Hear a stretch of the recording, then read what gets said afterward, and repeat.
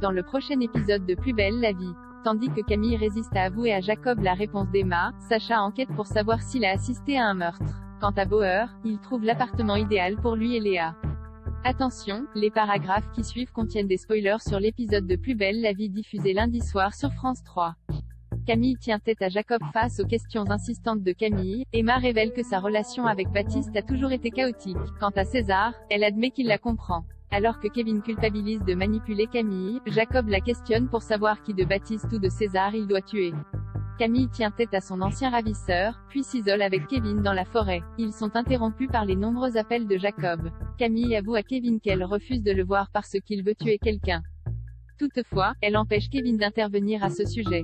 Plus tard, Jacob agresse Camille dans la... Celle-ci reste muette. En l'absence d'une réponse, il perd patience et commence à l'étrangler. Sacha et Luna enquêtent au Célesti. Sacha brise de la vaisselle par terre afin de reconnaître le bruit qu'il a entendu chez Mallet. Il reconnaît finalement celui-ci d'un vase. En prison, il profite d'un sketch d'une détenue qui raconte comment elle s'est débarrassée du corps de son mari après l'avoir tué.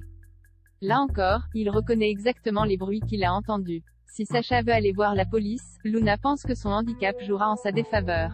Néanmoins, elle demande de l'aide à Léo. Grâce à un faux profil, il retrouve Hugo Mallet sur les réseaux sociaux.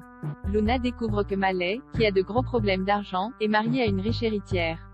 Elle informe aussitôt Sacha. Jean-Paul trouve l'appartement idéal face à l'invasion de son appartement par la famille Nebou. Jean-Paul se rend à l'évidence, il doit trouver un logement plus grand. Alors qu'il interpelle un voyou, Jean-Paul s'intéresse de près à son squat. Il apprend qu'il sera vendu aux enchères à un prix imbattable dans les jours qui suivent. Jean-Paul se projette déjà et imagine le retaper à neuf. Fier de sa trouvaille, il le fait visiter à Léa, qui n'est pas très emballée.